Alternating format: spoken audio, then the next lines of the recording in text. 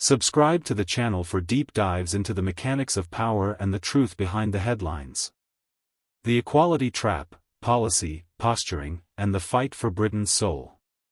The air in the television studio didn't just grow thin this morning, it became a battlefield of moral absolutes.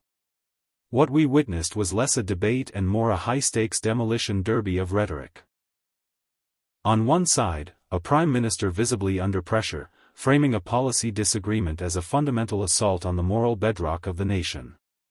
He spoke of shuddering at the thought of rolling back decades of progress, painting a vivid, almost Dickensian picture of a Britain regressing to an era of no blacks, no Irish signs and systemic gender inequality. It was a masterclass in emotional escalation. Framing a challenge to a specific piece of legislation, the 2010 Equality Act, as a desire to rip up the very concept of being human. When a leader stops talking about the technicalities of a bill and starts questioning your character, it's usually because the political ground beneath them is beginning to shift. However, the narrative began to fray the moment the villain of the piece was allowed to speak. Robert Jenrick, representing Reform, didn't walk into the trap of defending discrimination. Instead, he performed a surgical strike on the Prime Minister's hyperbole. Jenrick's rebuttal was grounded not in a rejection of equality, but in a critique of its modern implementation.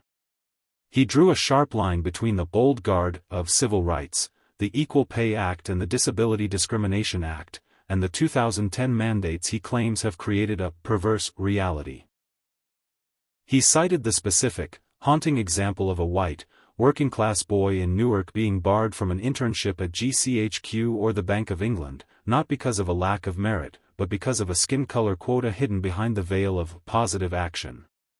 It was a pivot from the theoretical to the tangible, shifting the argument from